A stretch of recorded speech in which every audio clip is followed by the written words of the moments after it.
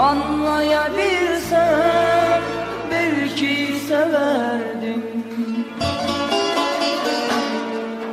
İçimdeki hasretimi bir bilebilsem, anlatabilsem belki benimdin.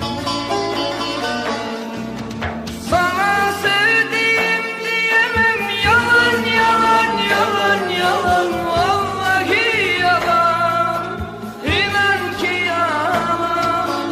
Sen kara sevdamsın benim, duman duman duman duman, hasretim tüter içimde.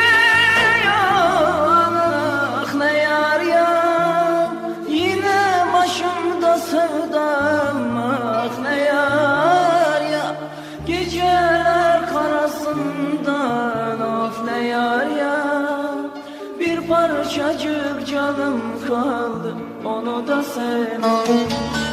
Ah ne yar ya, yine başımda sevdam. Ah ne yar ya, geceler karasından. Ah ne yar ya, bir parçacık canım kaldı, onu da sen al.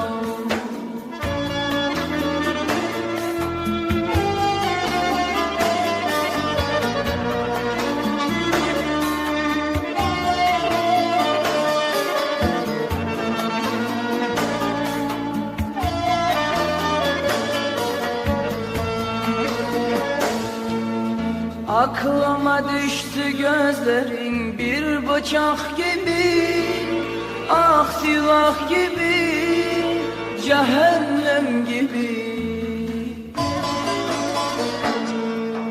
Söylenmemiş türkümsün sen, unutmam seni, unutmam seni, unutamam ki. Sana sevdiğim diyemem, yalan yalan yalan yalan, vallahi yalan, inan ki yalan. Sen kara sevdamsın benim, duman duman duman duman, hasretim tüter içimde.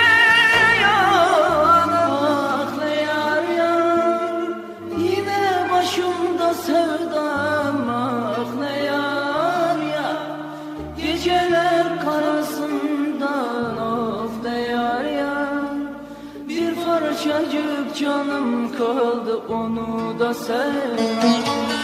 Ah ne yar ya, yine başım